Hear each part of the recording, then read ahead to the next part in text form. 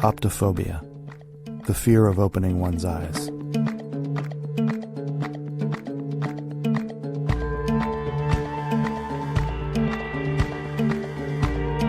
This podcast is dedicated to encouraging you, our listeners, to move beyond that fear, to solve riddles they don't want us to unriddle, to investigate supposedly ironclad truths, to unearth evidence buried for so long they believed it would stay buried.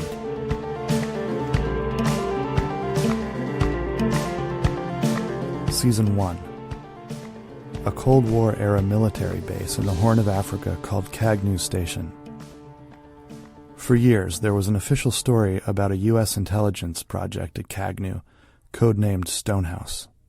The project included a pair of 15-story parabolic antennas that the American government claimed was simply part of a powerful radio communications operation.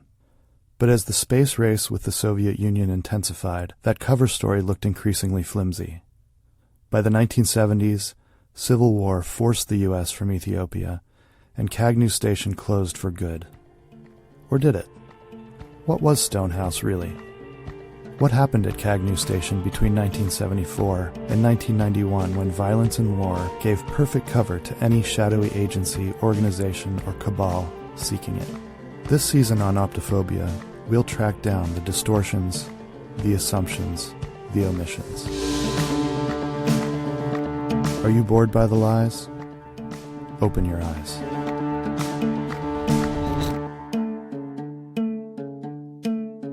Hi, everybody. I'm your host, Sidney Clute. When you're in your own town or city, you know instinctively where you're going. You can give people directions based on the memory map that you have in your brain. It's different when we're in an unfamiliar place with unfamiliar surroundings. We have to rely on actual maps, or more likely these days, GPS on your phone. But what about when our phones aren't connectable? And we have to rely on old navigational instruments like compasses or astrolabes or sextants. What if everything you knew about how we're oriented toward our surroundings and each other was totally wrong? This week's guest knows a lot about navigational instruments, and she's going to tell us about how the Stonehouse antennas may have turned our world literally upside down. But first, just a quick update about a Cagnew thread we've been pulling over the last month or so. Last week, I told you about how the U.S. was using Stonehouse to help connect the Pentagon with nuclear submarines in the Indian Ocean. At the same time, a different scientific team at Cagnew was harnessing the power of Stonehouse to experiment with the ionosphere, the part of the Earth's atmosphere that reflects radio waves. Those experiments may have allowed the U.S. to turn the ionosphere itself into a massive antenna that made it possible for Washington's military communications to penetrate deep into the Indian Ocean. That let American ballistic missile subs remain submerged and undetected by the Soviet Navy. But there's evidence that in heating up the ionosphere, Stonehouse was actually changing it. Research indicates that electrons from the disrupted ionosphere attached themselves to radio communications between the Pentagon and those submarines. Simultaneously, over the course of 9 months in 1966 and 1967, 23 sailors assigned to those nuclear submarines patrolling the Indian Ocean were diagnosed with sudden psychotic delusional disorder. My guess is that aside from the troubling nature of those diagnoses for the Navy, the potential of a crippling but non-lethal weapon for a U.S. military in the middle of a non-lethal war with the Soviet Union was very exciting. So I'm going to try to find out what happened to those sailors and see if I can find anything more on how the Pentagon began weaponizing these stray ionosphere electrons via the Stonehouse antennas. So lots more to look into. But this week, I'm here with my regular co-host, Verizon Fios sales analyst, Hassan Gray, host of the Not My Problem podcast. Hey, Hassan. Hi, what's going on? Glad to be back, although I've got some bad news and some updates. Kimberly found out through normal channels that she switched from Fios to Comcast. She found out that she switched? No, I found out that she switched. She was a Verizon customer the entire time we were dating. Well, that's how you were keeping tabs on her. That's how I was keeping tabs on her, and now I found out because I was just doing a customer search at work. As I do, she didn't pop up, and then a colleague of mine told me. He gave me the letter. She said she'd like to discontinue her service with us. I wonder what took her so long. Well, she was under a 2-year contract. Oh. Yeah, so she knew that we would get her with fees and penalties if she did discontinue early. What does that mean for you in terms of being able to track her movements? Think I'm going to have to start looking for jobs. Oh, you're going to leave Verizon? I don't want to say that I'm going to leave Verizon, but I'm not against a free market where I can work for my competitor and at my home place of occupation at the same time. And you have confirmed that Kimberly is definitely with Comcast. Oh, yeah, she's got triple play. Oh. Yeah, she's got triple play, which that seems to also be a dig at me because she knows that I'm not good at baseball. Yeah. That seems like she's, just driving that knife deeper into my back. Mm-hmm, mm-hmm. But on the podcast front, I've got an update on... Oh, good. Yeah, what's going on with Not My Problem? Well, I've been, as you know, it's been 15 years. I've got 5 listeners, all just other people who install at the Verizon Fios, all my cable people. All your listeners are also your guests. Yeah, all my listeners are also always my guests. I've realized that the reason why for the past 15 years that I haven't been gaining listeners, I'm not advertising. Oh. So I went out and got me a couple advertisers. Now, if you don't mind, I'd like to say them. Oh, sure. Okay, great. So one of the advertisers I got, a company called Heinz. It's called ketchup seasoning. Oh, yeah, ketchup. Let me just do the copy here. Ketchup seasoning. You ever go out to dinner with a group of people and fall behind eating dinner and you say, oh, crap, if you're looking around the table and other people are like on their last couple bites, but you still have 2/3 of your plate to finish. You just pull this out of your purse or your satchel, and you put this on the food you're eating, and you sprinkle it. Boy, you'll start eating much faster. So it's ketchup seasoning. And then I've also got So that was the first ad? Yeah, that's the first ad that I run. First sponsor. Ketchup seasoning, and I get to run that for 6 months, and then they get to decide if they want to renew. The second ad I have is for Lisa Mattress. Okay. It's actually lease-a-mattress. Oh, so like rent. Yeah. But we lease it. Lease, yeah. Yeah, and the copy for that is, you know how you don't always have to buy a car? Well, why do we have to buy a mattress? Lease a mattress. Do your dirty and then return it to the store. Do the companies write that copy, or do they let you do that? That's actually companies, they wrote that copy, said I have to read it word for word. So that copy you just read came directly from their advertising, like agency or something? Yep, it's a startup. Okay. I apologize if it's not good. No, I mean, it's your business. Yeah. So yeah, hopefully that gets you more listeners. Yep, hopefully. As always, if you are new to the CAG News story and want some of the background, you can listen to our first episode, or you can go to our website, optophobia.org, for the context. Unfortunately, the guest we were going to talk to this week, Nooksack, Washington-based bailiff and author Mary Vanderstank, had to cancel. Last week, Mary's ebook, Secretive Cold War-Era U.S. Military Bases in Africa, was recalled by her publisher, Cowan Sons Press and Gasoline Station. It seems that Mary made up a bunch of things in her book, including stories about a 1952 USO tour of Africa that included celebrities blacklisted by the House Un-American Activities Committee, an entire chapter about a game of Naked Twister involving Charlie Chaplin, Lena Horne, and Burgess Meredith at Nouasser Air Base in Morocco was totally fabricated, according to a Cowan Sons press release. But we really lucked out because our guest this week, Kim Ingram, a scout from Mustardton, South Carolina, was available to come on the show. Kim, welcome to Optophobia. Thank you. Hello, Kimberly. How Hello. are you doing?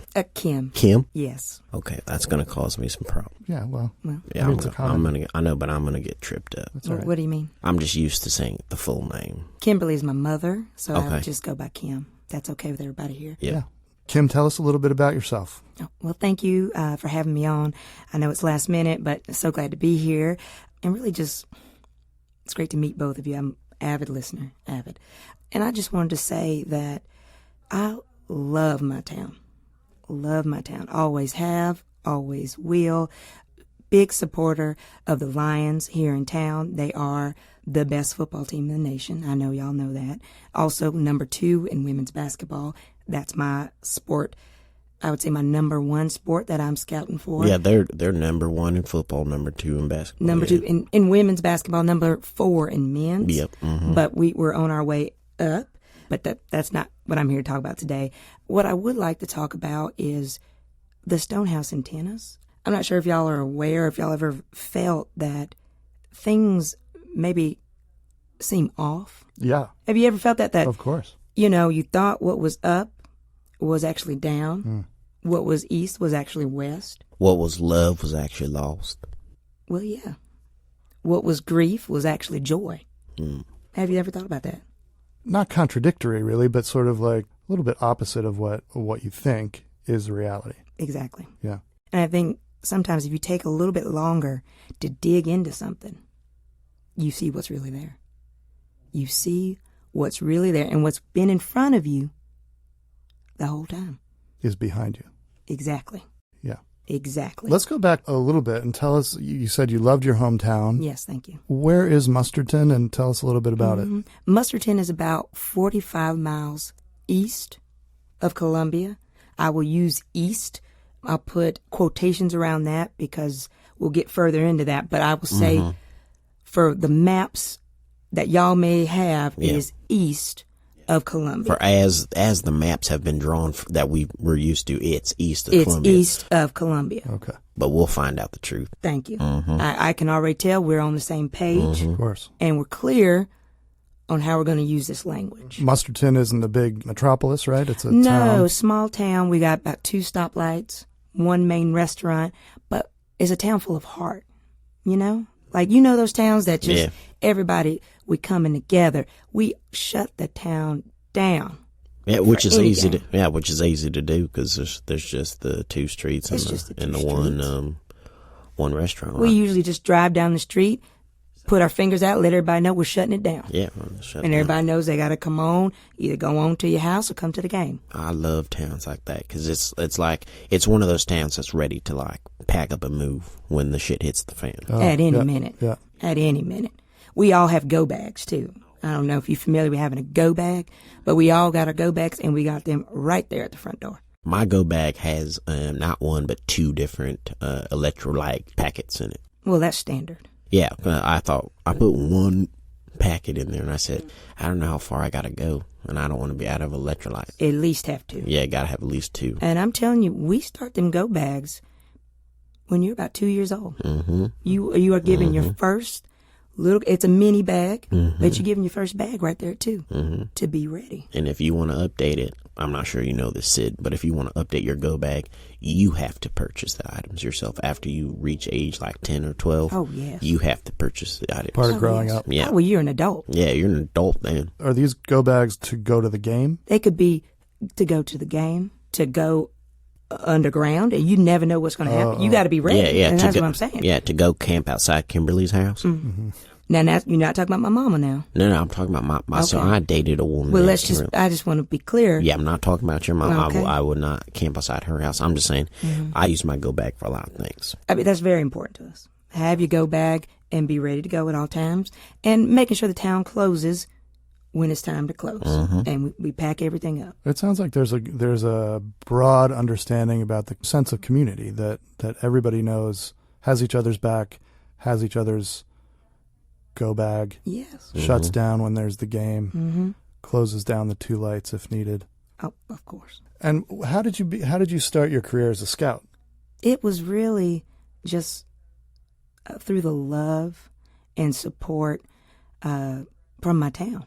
And I wanted to make sure we had the best and the brightest right here, and that they also could have the best and the brightest education wherever they wanted to go. I'm helping both sides, bringing people into the town, helping people find their way to other places. I'm doing both. I have a really warm feeling about Mustardton. Let's take a quick break, and we'll come back and talk a little bit to Kim about Cagnew Station. Thanks for being here, Kimberly. Kim.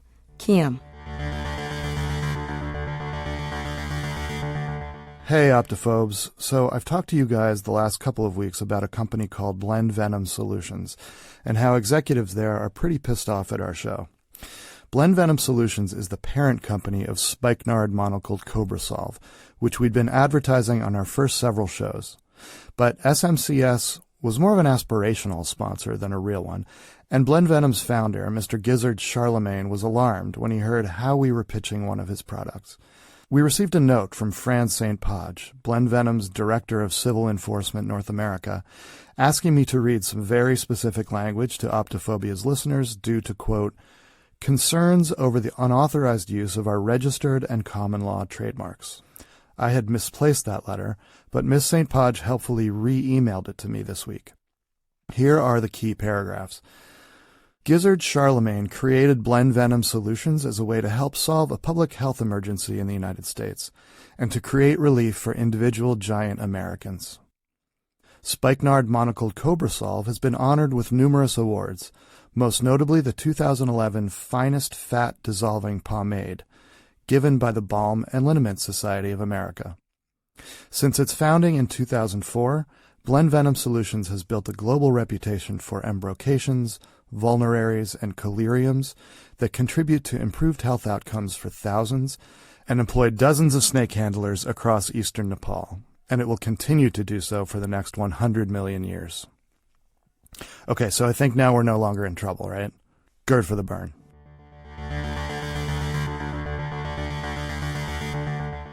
Okay, we're back with our guest, Kim Ingram. Kim, you were telling us about Mustardton, about your scouting career, and you had mentioned before this very interesting notion of east being west and north being south, forward being backward, and in front being behind. And grief being joy. Grief being joy. Mm-hmm. My ex-girlfriend righted me. Because she didn't, I used to say she left me. She righted you. She righted me. Righted you. Yep. Thank you. Mm-hmm. Thank you. Tell us about how that connects to the Stonehouse antennas in Cagney Station. Well, I'll tell you first, I was on a journey. I'd actually ventured out to the beaches of South Carolina. And I was there just, having a little vacation, doing a little extra tourism. I support the entire... Hot dog, I'm from Myrtle Beach, so that's my favorite. Yep. That's my favorite. And I was there, and I noticed that there were a lot of metal items just circling around the antennas. And I said, this ain't right. What is this? This don't make no sense. Why are they coming over here? These are like magnets. And I started to think, what does that mean? And then I started digging a little deeper and realizing that the waters there were much colder than they're supposed to be. You're talking about the waters by Cagney? Yeah. Okay. And so then I start researching more, and I'm seeing South Pole waters, penguins. That doesn't make any sense. You can't find penguins in the South Pole. No, that means it's not the South Pole. Oh, crap. You see what I'm saying? Okay. Yep. That's not it. That's true. There are no penguins in the South Pole. There are no penguins. So why would there be penguins? Penguins are hanging out in the South Pole. Means it's actually the North Pole. Thank you. So I'm saying, and I don't like throwing this word out here lightly, but I'm going to throw it. North supremacists. North supremacists. Flipping things Yep. around. North supremacists. And I don't use that word lightly. Oh, no. That's one of those words you don't just throw out there. I don't just throw it out there. So, Kim, are you saying that the Stonehouse antennas weren't antennas at all, but they were magnets? Yes. Changing the polarization of the very planet for which we exist on. Exactly. And those magnets were so strong that they reoriented the entire north-south structure of the Earth. Completely. And we didn't even know it. We don't even know it. And it's like the truth has been buried. And here we are uncovering, digging it up. It's like the North will rise again. And that's what they want. Yeah, that's what they want. Well, the people who constructed these magnets, did they mean to reorient the entire structure of the planet?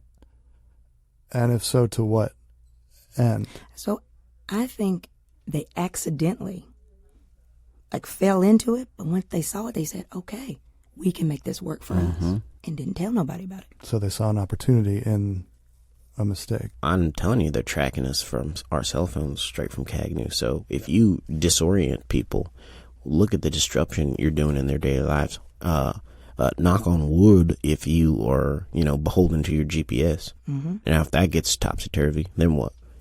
You can't find out where you're going. You can't tell what you're driving. You don't know if are you here or are you there? Yeah, you don't know which. You don't know which street Kimberly's moved to. Kim, are you talking about me? I'm not talking about you. I'm talking about my mama.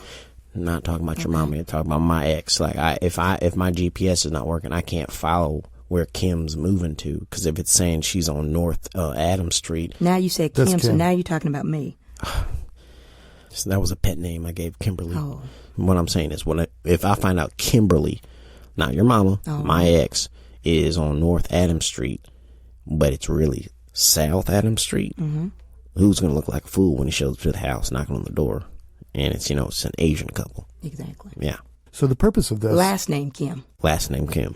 So those people who figured out that this mistake had changed the entire orientation of the planet, their opportunity that they saw was in confusion, right? Not and control. And control. You control that. You control it. Like you said, you controlling GPS. Yeah, because if you can create chaos, you can control people. What did this do in recent years to the digital navigational industry? If I'm looking at my phone and I'm seeing turn right on Adams Street, am I actually turning left? You should be. Or I should be turning left. You should be turning left, yeah. But you're turning right. This is why I've started to hook my phone up and then I just turn upside down. Like I got a little display that I get my phone up so I can watch the where it's supposed to go. I put it in and I turn it upside down. I've been finding out on average it's taking me 30 minutes less to get to where I need to go because the directions are actually proper now. That's perfect. And I would also recommend if you slow down the directions, in that hesitation, you can actually hear what it's supposed to be. Yeah. And there's some hidden things in there, yeah. Directions, yeah. Oh, there's hidden directions in the voice. It's there. Yeah. Sometimes I say take a right on Constitution Avenue when it's really like take a right left the Constitution Avenue. Like it's in there, but you don't hear it when it's just at full speed. You have to slow it down because you get that little clip in there and you're like, okay, now I know what's really going on. But you really have to know this in order to abide by it. Otherwise it would be confusing as hell. Causing the chaos, yeah. But I've been preaching it, I've been telling people. Now, Mustardton, we know. Yeah. And that's why we've been shutting the town down. Yeah. So everyone in Mustardton is aware of this and navigates their walking around town, driving around town, the exact opposite of what other people would. We have actually, and I think all towns should do this, we've gotten rid of all street signs. Just all of them. Because you can't trust anything. Yeah. Because those were put in place before, we knew what actually the direction was supposed to be. So just got rid of them all. And you just got to find your way. And you will. You will, eventually. Are the people who, took advantage of this mistake at Cagnew, these magnets, do they know what you're doing and are they trying to stop you? Yeah, I'm starting to make waves. And I can feel it. Even North Carolina, they're like, we're not South Carolina. And I'm like, they are trying to fight me. And I'm getting letters in my mail now, and I don't even have a real address. So how are they sending me letters? So North Carolina is South Carolina. Yeah. Boom. Switch them to Dakotas too. What about West Virginia? See, and I feel like you're not a believer by throwing that question out there. Well, no, I'm trying to think about how there are some things that don't have an opposite, and what happens to that group of people. I said, I'm not trying to do nothing here crazy, but this is just positing a question. Yeah. Is there a Virginia on the West Coast? So then wouldn't West Virginia really be East Virginia? Oh, my God. Yeah, never even thought about it like that. See? Yep. There's no Virginia on the West Coast, and the West Coast is really the East Coast. Yeah. And West Virginia's over here on the... What? Yeah. They made a mistake. There are clues. Yeah, it's all clues out there. like that. That's a clue. If you open your eyes, you find them. It all makes sense. The magnets at Cagnew, powerful enough to reorient the Earth, they're older now. They've been around for a long time. I would imagine they would have to be maintained in order to keep up with constant reorientation of the entire world. So there must be a group of people who are doing that kind of maintenance at the base. Oh, I guarantee it. Because, and now I'm telling you, we've seen this in Mustardton. There are glitches where things kind of reset, and you're like, ha. So you can see that the mainframe isn't completely tight. Mm-hmm. You know, they're missing it. Mm-hmm. And that's why when we shut everything down in the town, right around 10:30, things go back to normal. Oh, so that's when everything resets at 10:30. But you got to be ready for it. Yeah. We do something similar at Verizon Fios with our customers sometimes with their internet, where they get used to a pattern and then we have a glitch in the system that they think's a glitch, but it's really, That's when they're doing the updates. We're on purpose causing chaos. Like a refresh of the system. Oh, yeah. Mm-hmm. Causing chaos on purpose, just to let them know. Let's see who's really out there using our service. There's already chaos built into this system. I can imagine that if your story got out there and people started understanding what you're telling them, that the chaos that would ensue from that would be many times in magnitude what it already is. Because people would just be totally walking left, and there should be, well, I guess they're already doing that. You're catching on. Mm-hmm. You're catching on. Food for thought. Mm-hmm. And I'm starving. Grab a fork. Grab a plate. I want to thank this week's guest, Kim Ingram. Oh, I don't even know how to get out of here. I don't. Now. Before we go, I had one more. I forgot to mention one of my sponsors for my podcast. Oh, sure. Go ahead. Could I do one more of my sponsors for Not My Problem? Yeah, please. Okay. It's called Dental Dam. You ever been in the waiting room of a dentist waiting room and it's been overcrowded and you know that you were next up for your appointment? You just put this over your face and scream as loud as you can until they call your name. Dental Dam. Again, that the ad agency for Dental Dam wrote that copy for you. I read the copy as it comes in. I don't change a word. You got three sponsors now. Yeah, I hope that it turns things around for the podcast. You have almost as many sponsors as you've had guests in 15 years. Don't remind me, Sid. And listeners. Yeah, don't. I'm hoping that this gives me a boost. Well, this is great. Thank you to my co-host this week, Hassan Gray. He's the host of the increasingly popular podcast, Not My Problem. Find it wherever you get your favorite podcasts. Next week, we'll talk to Jefferson B. Kafriebel, a pest control worker from Shongaloo, Louisiana, who has found evidence that between 1974 and 1991, a dark period during Ethiopia's civil war that we've talked about extensively on this show, the base was ground zero for an international sex cult led by Jarkko Hikipa, former guitarist of the 70s Finnish prog rock band Dinko Gunt. That should be interesting. Thanks for listening to Optophobia. I am Sidney Clute, and I'll leave you with this. Make sure to travel to parts unknown.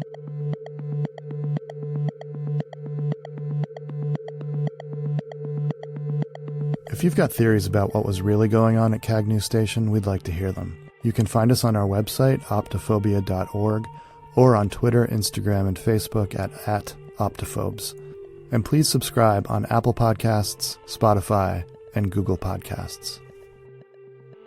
Thank you to Crystal Ramser, who played Kim Ingram. Crystal performs at the Washington Improv Theater with ensemble teams Hellcat and Lena Dunham.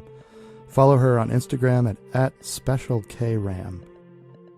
Jamal Newman played Hassan Gray. Jamal performs with Lena Dunham and Nixon. You can follow him on Instagram and Twitter at @HelloNewman and find him at jamalnewman.com.